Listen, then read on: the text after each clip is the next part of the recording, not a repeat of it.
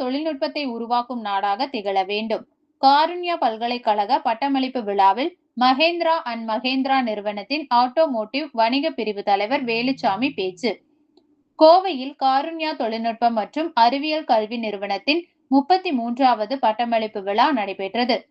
காருண்யா நிகர்நிலை பல்கலைக்கழக வேந்தர் டாக்டர் பால் தினகரன் தலைமையில் நடைபெற்ற விழாவில் முதன்மை விருந்தினராக மகேந்திரா அண்ட் மகேந்திரா நிறுவனத்தின் ஆட்டோமோட்டிவ் வணிக பிரிவு தலைவர் மற்றும் மகேந்திரா எலக்ட்ரிக் ஆட்டோமோட்டிவ் லிமிடெட் நிறுவனத்தின் நிர்வாக இயக்குனர் வேலுச்சாமி கலந்து கொண்டு மாணவர்களுக்கு பட்டங்களை வழங்கினார். முன்னதாக விழாவில் அவர் பேசுகையில், மாணவர்கள் தன்னம்பிக்கையுடன் சவால்களை எதிர்கொண்டு சமூக முன்னேற்றத்திற்கு பங்களிக்கும் தலைவர்களாக உருவாக வேண்டும் என்றும், இந்தியா தொழில்நுட்பத்தை பயன்படுத்தும் நாடாக மட்டுமல்லாமல் தொழில்நுட்பத்தை உருவாக்கும் நாடாகவும் திகழ வேண்டும் என்றும் வலியுறுத்தினார்.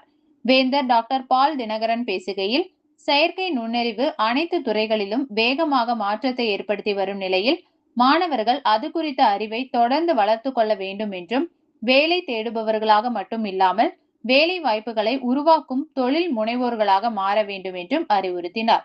மேலும் உயர்ந்த ஒழுக்கம், மனித நேயம் மற்றும் பொறுப்புணர்வுடன் சமூகத்திற்கு பங்களிக்கும் வகையில் செயல்பட வேண்டும் என பட்டம் பெற்ற மாணவர்களுக்கு வாழ்த்து தெரிவித்தார்.